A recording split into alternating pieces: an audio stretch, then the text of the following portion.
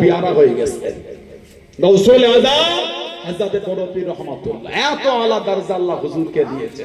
হুজুর বলেছে যখনই আমার অন্তরে আল্লাহ নবী সাল্লাল্লাহু আলাইহি সাল্লামের জন্য মনটা কাঁদতো, আমি বাগদাদে উঠে দাঁড়িয়ে ইয়া রাসূলুল্লাহ বলে কাঁদতাম। আল্লাহ পাকের হুকুম, আল্লাহ পাকের হুকুম, হুজুরের সঙ্গে দিদার নসিব হয়ে যেত। জোরে বললেন আলহামদুলিল্লাহ। কে? হযরত বড়পী। কিতাব এসেছে, হযরত ইমাম শামসুদ্দিন জাহাবি রহমাতুল্লাহ কিতাব লিখেছেন। ইমাম শামসুদ্দিন জাহাবি রহমাতুল্লাহ কিতাব লিখেছেন সিয়ারু আলামিন নুবালা বলে। আল্লামা শামসুদ্দিন জাহাবি হুজুর ওই কিতাব এনেছে। হুজুর কোরআন শরীফের একটা আয়াত বলতেন 40 রকম খালি তাফসীর করতেন। সুবহানাল্লাহ বললেন। সুবহানাল্লাহ। ওলামা হযরতরা বসে আছেন, জিজ্ঞাসা করবে। এখন তো আলেমের ছড়াছড়ি, আলেম না বক্তা, আলেম বলেন আমার ভুল হচ্ছে, বক্তা।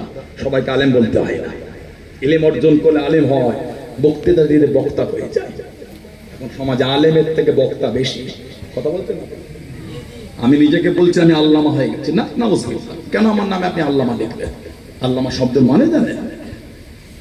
তার নামে লিখে দিলে এখন তো পীরজাদা ছড়াছড়ি হচ্ছে একটা সমাজে, পীরজাদা ছড়াছড়ি চলছে একটা।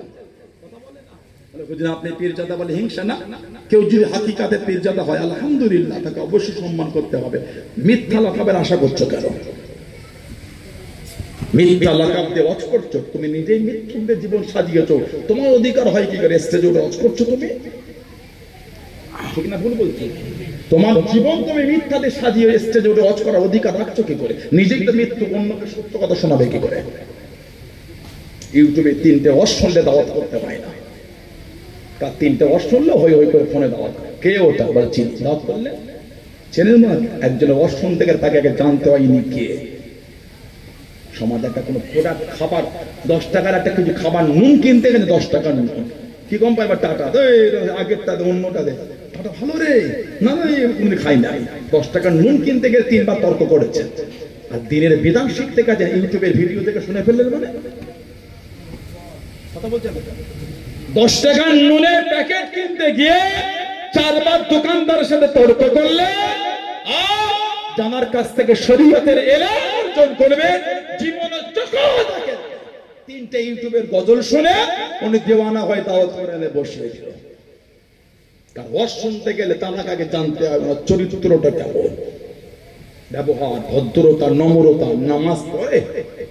আল্লাহ মাফ করে, বর্তমান সময় 100টা বক্তা আলোচনা করে, আমি আলেম বলিনি, বক্তা বলেছি, অত সহজে নয়, আমি সবাইকে আলেম বলি না। 100 জন বক্তা সমাজে ওয়াজ করলে 50 জন নামাজ পড়ে না। কি বলছেন আপনি? আমি কারো দুর্নাম করতে আসি নাউজুবিল্লাহ, আমি হক্কানি আলেমকে ছোট করি। এই হুজুর যদি নামাজ না পড়ে আমার অধিকার হয় কি পেরে গেলে বসে ওয়াজ করবো আমি? কথা বলছেন না কেন? ভাবতেন হুজুরটা ঝেড়ে দিল না, কাউকে ঝাড়তে আসেনি। আল্লাহকে ভয় করে যারা বেনামাজি ওয়াজ করছেন ওদের ওয়াজটা হচ্ছে হারাম।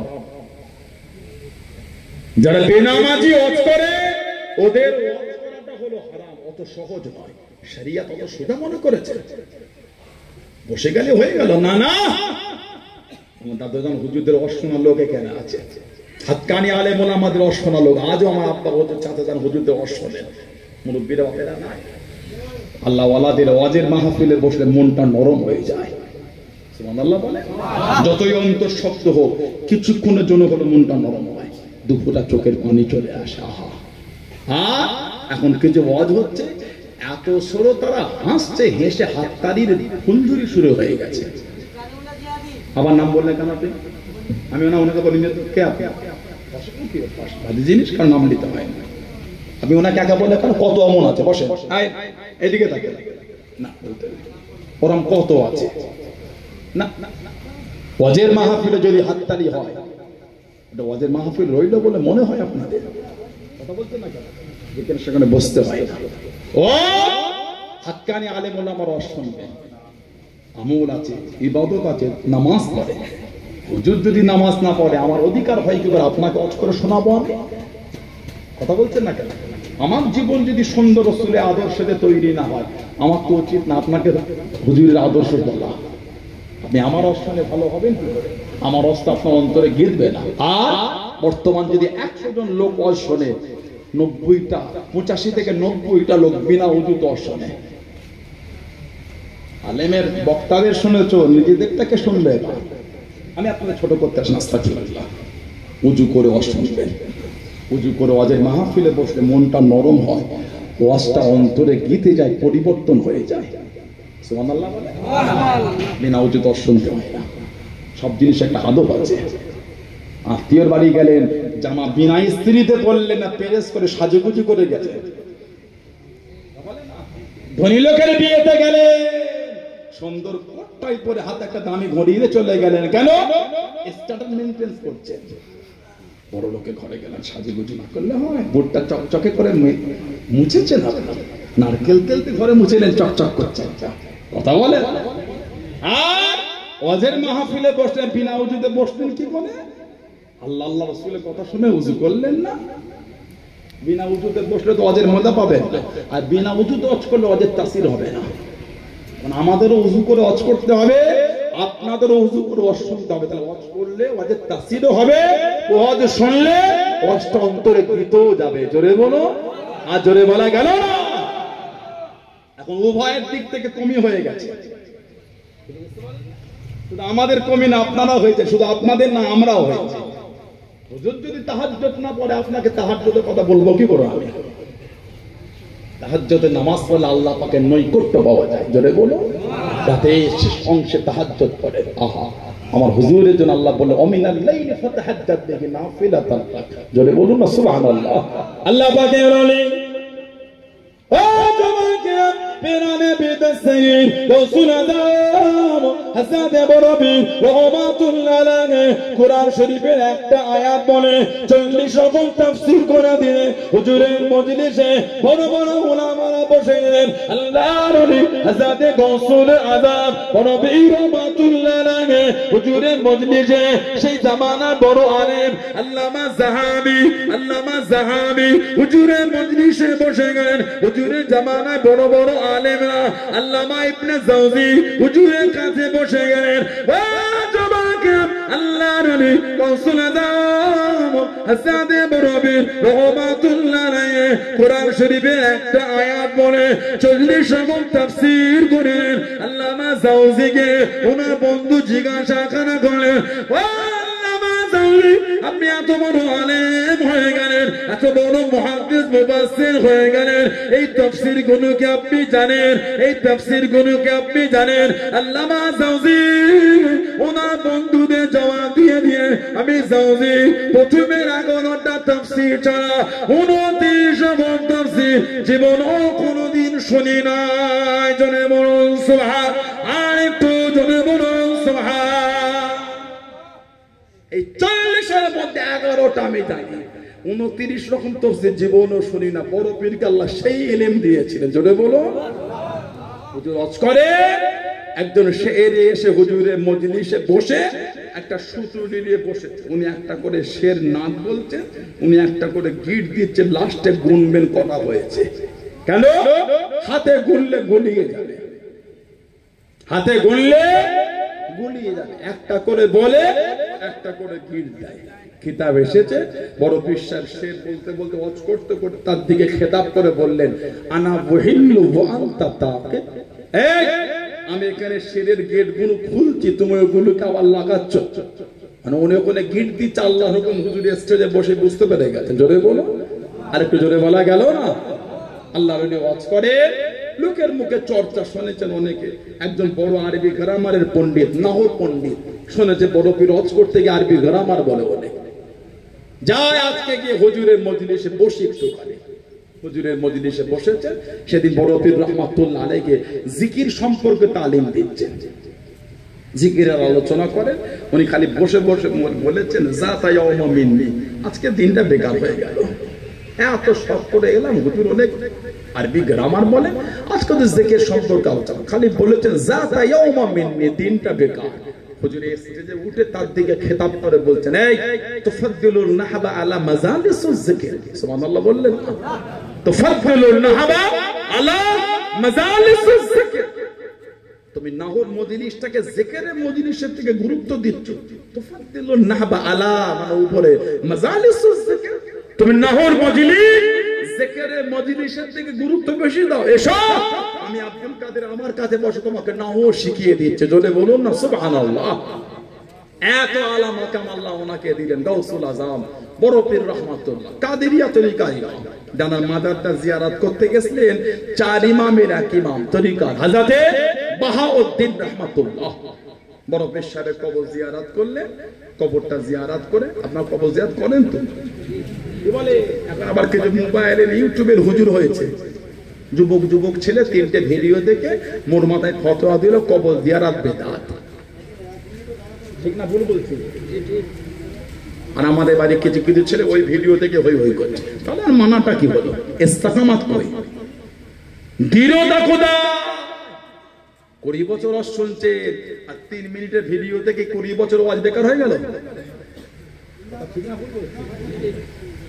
20 বছর ওয়াজ শুনলে হাক্কানি আলেম উলামা মুফতি মুহাদ্দিস 3 মিনিটের টুকরো ভিডিও দেখলো কবর জিয়ারত বেদাত, ওটাই ওর মাথায় ঘুরছে। 20 বছরের ওয়াজ 3 মিনিটে ভিডিও খেয়ে ফেললো। তার মানে কি? আপনার মধ্যে মজবুত নাই, আপনার মধ্যে ইস্তেকামাত নাই, দৃঢ়তা নাই। একটা জায়গার উপর আপনি ইস্তেকামাত নেই। কথা বুঝতে পারছেন না? পাচ্ছেন? এক জায়গায় দৃঢ়তা হয়ে যায়। এই হুজুর বাদ দিয়ে দেন, মুজাদ্দিদুজ জামানের মানার জায়গায় মজবুত হয়ে যায়। কিসে সানাউল্লাহ সিদ্দিকী নীতির বাইরে হলে কথা বলতে না? কিসের অমুক সিদ্দিকী তমুক সিদ্দিকী অমুক বক্তা তমুক বক্তা নীতির বাইরে হলে চিনি নাই না দেন। আমি আর মুজাদ্দিদুজ জামানকে ভালোবাসি, আমি আর 5 হুজুরকে ভালোবাসি, আমি হাক্কানি উলামাদের ভালোবাসি, আমি পুরপুরা শরীফের মুরব্বী হুজুরদের ভালোবাসি, আমি আল্লাহ ওয়ালাদের ভালোবাসি। ঠিক না ভুল? এই মজবুতি হয়। যদি 3 মিনিটের ভিডিও 20 বছরের ওয়াজ খেয়ে নেয় তাহলে তার নীতির জায়গায় মজবুত হতে পারেন না। এতটা মজবুত হয়ে যায়, নীতির বাইরে হলে দেখার সময় নাই। এগুলো দেখি না, ফালতু জিনিস দেখে টাইম নষ্ট করার লাভ নাই। আমি মানি বাবা আল্লাহ ওয়ালা, আমি ওখানেই মজবুত। কি করছে না তো তার কবরে সে বোঝে, আমার অত বিচার করা। সাধারণ লোক আমি এই নিয়ে আছি। ফতোয়া দেওয়া দরকার, আপনি ফতোয়া দেবেন কেন? আপনি হুজুর, আপনি না মুফতি সাহেব, না মুফতি সাহেব, আপনি আর ফতোয়া দেবেন ও দরকার নেই। গাল দেওয়ারও টাইম না, কাউকে গাল দেবেন। গাল দেওয়াটা খারাপ জিনিস, গাল দিলে আমলের নুন নষ্ট হয়ে যায়। বুখারী শরীফের রিওয়ায়াতে এসেছে সিবাবুল মুসলিমে ফুসুকুন, মুসলমানকে গালি দেওয়াটা হলো ফাসিকি। গাল দিলে আমলের নুন নষ্ট হয়ে যায়, গালি দেবেন না। গাল দিলে জবান নোংরা হয়ে যায়।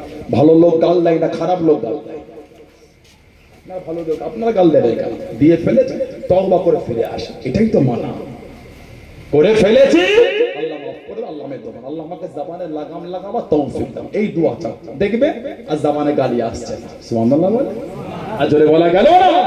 যাই হোক, মনে মনে আল্লাহর কাছে কাঁদো, আল্লাহ আমি করে ফেলেছি, মাফ করে আল্লাহ করিয়ে এটা। দেখবেন ওই জায়গায় মজবুত হয়ে গেছে। আপনি রাত 3টের সময় ঘুমোতে যাবেন, খালেস দিলে নিয়ত করেন, উযু করে আল্লাহ এই 3টে সূর্যে আল্লাহ 4:15 করিতে আযান, আল্লাহ তুমি 4:30 আমাকে ওটা তৌফিক দাও। আপনি যদি 3:45 তো ঘুমান, ঠিক 4:30 আল্লাহর হুকুম ঘুম ভেঙে যাবে আপনার। যদি উযু করে অন্তরে দৃঢ়তার সাথে এই নিয়ত করে ঘুমাতে পারেন, কিভাবে ডুববেন নিজে বুঝতে পারবেন না। সুবহানাল্লাহ বলে। আমাদের দৃঢ়তা কমে গেছে, আমাদের মজবুতি কমে গেছে। হযরতে বড় পীর রহমাতুল্লাহ ওনার কবর জিয়ারত করতে গেলে বাহাউদ্দিন নকশবন্দি হুজুরের মাজারের কাছে দাঁড়িয়ে গেলেন।